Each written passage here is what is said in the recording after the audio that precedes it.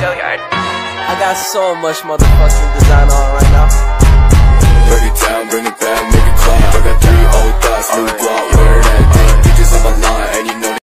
Assalamualaikum warahmatullahi wabarakatuh. Perkenalkan, nama saya Indah Aryani dengan NIM 223020303141. Pada kesempatan kali ini saya membuat video yang bertujuan untuk memenuhi tugas ujian tengah semester mata kuliah pengantar ekonomi makro.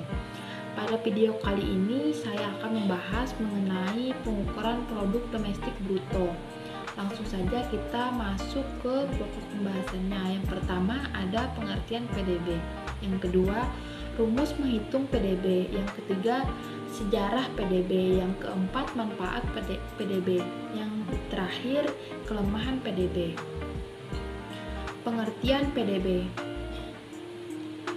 Salah satu alat ukur paling populer dalam menggambarkan perkembangan ekonomi suatu negara adalah produk domestik bruto atau sering disebut sebagai gross domestic product. PDB adalah jumlah dari produksi barang dan jasa yang dihasilkan suatu negara dalam periode waktu tertentu atau umumnya setahun. Fungsinya adalah alat ukur bagi perkembangan ekonomi suatu negara. Rumus PDB sama dengan C tambah I tambah G tambah NX, yang dimana PDB sama dengan produk domestik bruto, C sama dengan konsumsi rumah tangga nasional, I sama dengan investasi, G sama dengan konsumsi negara, NX sama dengan ekspor dikurang impor. Konsumsi yang dimaksud pada formula di atas adalah konsumsi barang dan jasa yang terjadi dalam negara bersangkutan.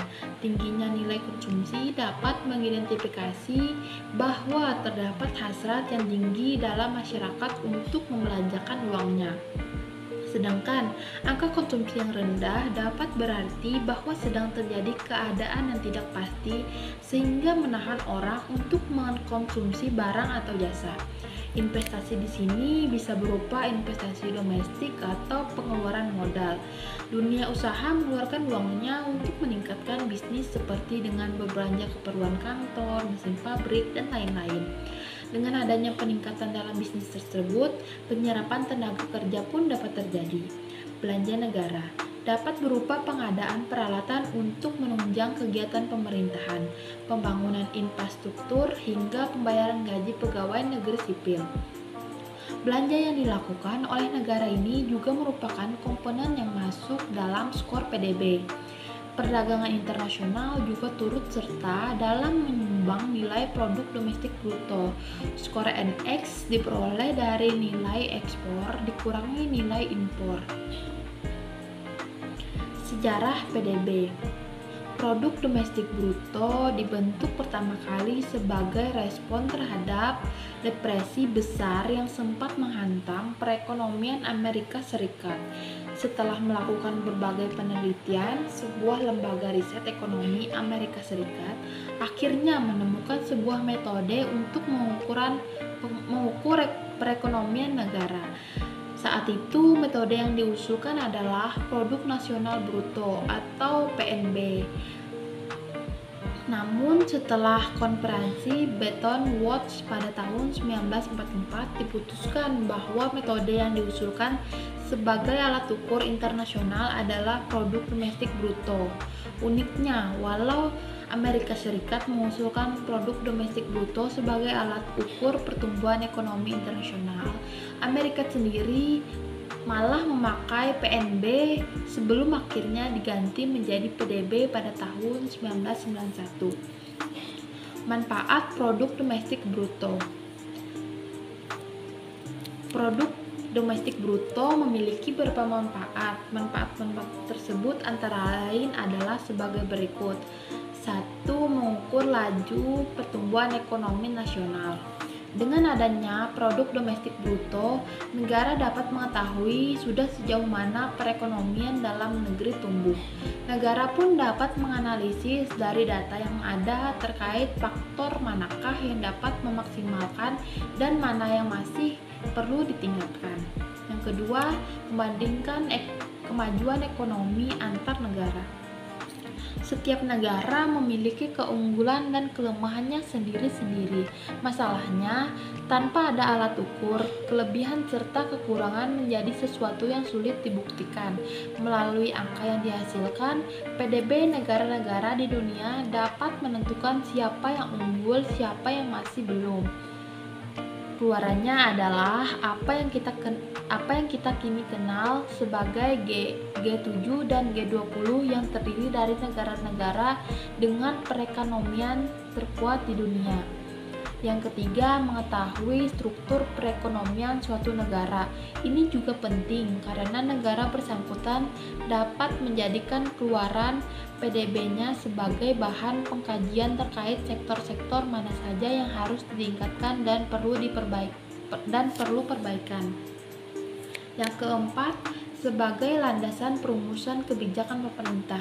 Tanpa adanya data yang bisa diandalkan, kebijakan yang dihasilkan suatu negara akan sulit untuk dipastikan apakah akan berhasil atau tidak. Ya, memang tetap saja tidak ada yang pasti. Namun, dengan adanya data setidaknya pemerintah dapat memperoleh bantuan dalam merumuskan kebijakan. Kelemahan PDB: tidak mengukur aktivitas perekonomian lain. Pengukuran produk domestik bruto melibatkan investasi, belanja, hingga ekspor dan impor. Persoalannya, semua yang masuk dalam perhitungan hanyalah yang tercatat saja. Padahal ada aktivitas lain yang boleh tidak tercatat. Coba kalian lihat sekitar kalian para pedagang kaki lima. Apakah kalian yakin transaksi yang mereka lakukan sudah tercatat oleh negara dan dimasukkan ke dalam PDB? Padahal di Indonesia sendiri ada banyak sekali pedagang kecil-kecilan dan UMKM. Apakah transaksi mereka semua sudah tercatat? Yang kedua, terbatas dalam satu wilayah. Di tengah dunia yang semakin borderless, batas negara menjadi hal yang semakin tipis. Perusahaan-perusahaan pun melebarkan sayapnya ke berbagai negara. PDB tidak memandang apakah semua laba yang dihasilkan oleh perusahaan lari ke negara tempatnya berada, ataukah kembali ke negara asalnya. Hal ini dapat mengakibatkan perbedaan yang sangat mencolok ketika angka PDB dikomparasikan dengan angka PNB. Yang terakhir, tidak memperhitungkan nilai kesejahteraan. Inilah salah satu kelemahan yang menimpa produk domestik bruto dalam PDB. Semakin tinggi transaksi yang terjadi di dalam suatu negara, semakin meningkat pula angka PDB-nya. Pertanyaannya, apakah transaksi yang terjadi benar-benar membawa kesejahteraan bagi penduduk negara tersebut? Inilah pertanyaan yang membayangi kita semua. Terlepas dari adanya kelemahan terhadap PDB, PDB tetaplah alat ukur yang paling banyak digunakan oleh banyak negara. Hal ini terjadi salah satunya adalah karena ada metode lain yang bisa menghitung sekomparatif PDB. Karena itulah PDB tidak tetap digunakan oleh dunia internasional hingga hari ini. Sekian pembahasan dari saya. Harapannya semoga ini menjadi pembelajaran baru bagi kita semua. Wassalamualaikum warahmatullahi wabarakatuh.